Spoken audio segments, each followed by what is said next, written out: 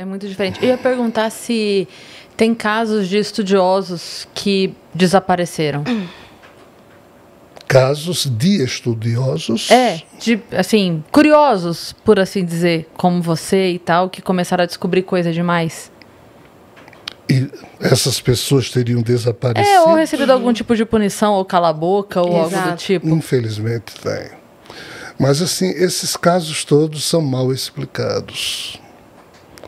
E eu não abro minha boca para falar daquilo que para mim está mal explicado, para não correr risco de ser leviano, de expressar questões que eu não sei, então me permito, né, não aprofundar. Mas, infelizmente, tem. O tema ufologia, ele é tão sério, que ele termina sendo assustador. Eu mesmo já fui perseguido por algumas figuras. Assim, claramente, diretamente? E teve um que meio que se apresentou, disse: eu preciso lhe entrevistar. Ele te disse isso? Ou o senhor disse? Ele disse ele isso, te disse lá isso? em Curitiba, num evento em Curitiba. Aí eu disse: tá bom, pensei que era um repórter. Coisa, né? Aí gravou comigo, quase 6 horas, eu já estava... Desculpa, eu tenho que... Né? Aí eu chegava em outros eventos, ele estava lá também. Aí teve uma vez que eu viajei, não como Javal era... Eu sempre tive meus trabalhos. Eu fui 15 anos funcionário da Caixa Econômica Federal, depois 9, 10 anos trabalhei num grupo de hotéis, depois, quando eu era diretor da Federação do Comércio do Rio Grande do Norte, teve uma vez que o presidente ia viajar, de última hora me mandou no lugar dele, e eu cheguei aqui em São Paulo, só quem sabia que vinha era eu mesmo, minha família. Porque foi de emergência. Quando eu cheguei no hotel, que saio, lá está o rapaz. Descobri que você estava aqui em São Paulo. Não. Aí eu disse: mas você descobriu como? Não, eu vi na sua agenda. Eu digo: olha, ele se traiu nesse momento, né? Aí eu disse: olha, nós temos aqui algo bem rápido para tratar. Suma da minha frente, porque se você ficar, eu vou chamar a polícia. Você está me perseguindo, você está me monitorando. Não, você vai para não. Aí esse cara é um estrangeiro, fala espanhol. Disse: não, olha, porque eu trabalho em agência tal, que faz um trabalho para não sei quem, um trabalho para não sei quem nos Estados Unidos. E assim, nós já temos uma inteligência artificial quase autônoma.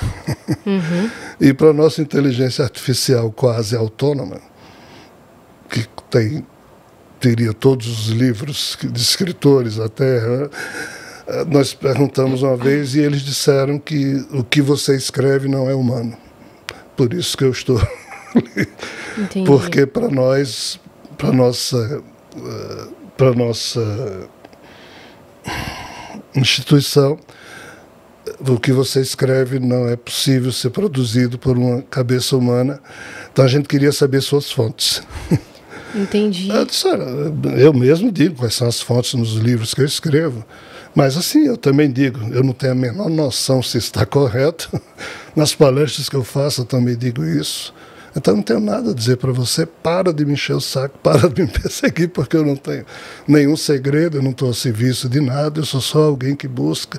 Não, mas você é um contatado de não sei o quê, porque nós sabemos, blá, blá, blá. Eu digo: olha, então assim, eu não gosto de estender esse assunto porque é meio complicado, mas só para dizer, é perigoso. Claro. Falando assim desses contatos, o senhor também teve uma experiência de quase morte, não foi? Várias. Várias. Esse corpo aqui já está quase especialista em... Na verdade, isso aqui é um pouco de um zumbi. Uma casca. Quem está aqui falando com vocês é um zumbi que é um defunto bem organizado, que ainda está de pé. E quantas experiências de quase morte o senhor teve? Olha, dentro do hospital, 2. 2, né? Fora... Mas teve uma que o senhor viu mais coisas do que a outra, né? Sim. Poderia relatar? A gente é bem curiosa em relação a essas histórias, assim. Posso, não há problema. Mas assim, antes de eu relatar, é importante lembrar aqui uma coisa que o grande Hermes Trismegisto dizia, né? Quando a gente vai contar uma história que aconteceu na nossa realidade exterior, fica mais fácil porque várias pessoas viram, ainda que cada um que for contar conta de um jeito. Mas quando a gente vai contar histórias que aconteceram aqui dentro, a vivência íntima de cada um de nós, na chamada realidade interior, aí fica complicado, porque aí você vai falar de algo que quem vivenciou foi você. Às vezes você não tem palavras adequadas para expressar direito. Então, assim, sai uma narrativa meio aproximada, se honesta for a narrativa. Então, não há pretensão de minha parte tentar convencer ninguém de nada, Claro. nem de que alguém acredite. Pouco se me dá. Mas, de fato, o corpo da gente, quando ele morre, o eu da gente continua existindo ininterruptamente. Ponto. Esse corpo morre e essa coisa chamada Rogério, ainda que esse corpo esteja caído aqui, mas ele continua ininterruptamente com a mesma, preste atenção, sensação que ele tinha quando estava nesse corpo. Né? Então, essa sensação de continuar a ser Rogério e continuar existindo, ela de fato é tremendamente real. E cada um que passa por essa experiência, segundo a fofoca que os espíritos dizem, é isso aqui.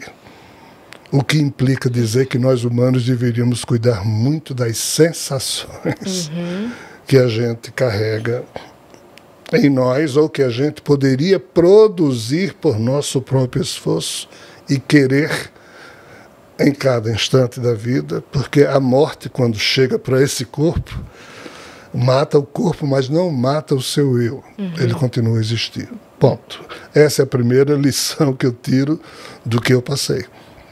Isso é fato. Ah, mas prove. Aí não dá para provar, porque é uma vivência íntima.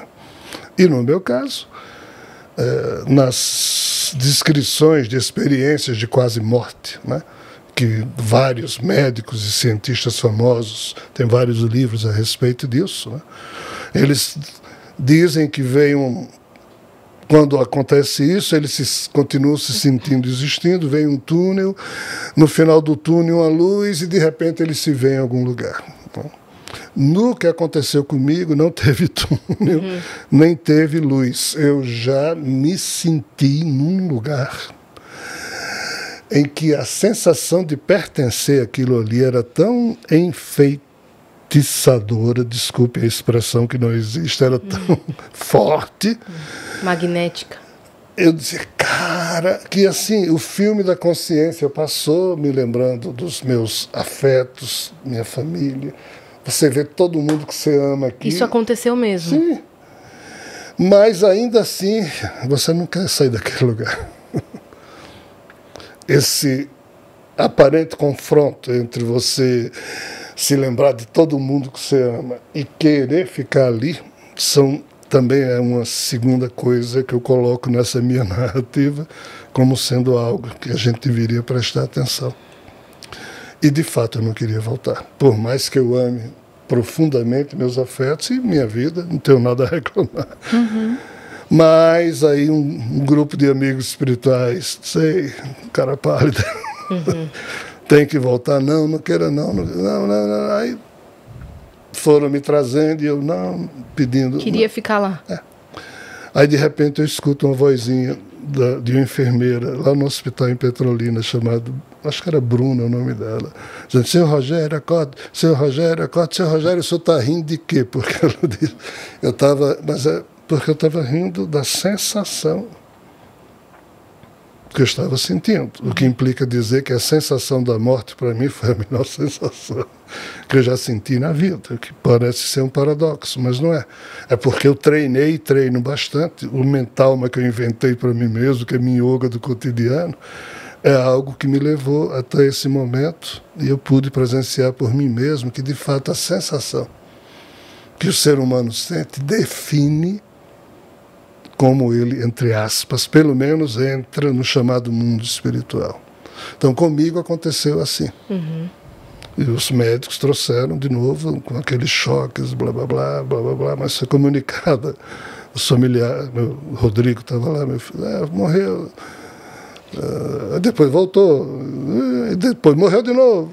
Então, aí ficou. Então, só nesse dia, só nesta manhã aqui, foram 2 momentos. Foi o coração? Tecnicamente, sim. Uhum. O coração que esse corpo hoje dispõe já tem boa parte dele sem funcionar. Por isso que esse corpo funciona meio que um zumbi. Só uma parte.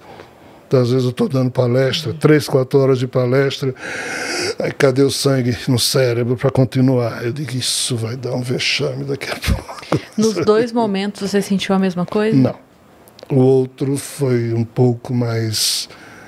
a turma me trouxe meio a força porque eu não queria voltar e eu usei de uma certa força para não voltar, mas aí voltei. Aí não voltei rindo, não. Voltou nervoso? Voltei meio contrariado. Tanto é que até hoje eu nunca agradeci a ninguém o fato de não ter morrido, porque seria hipocrisia de minha parte. Uhum.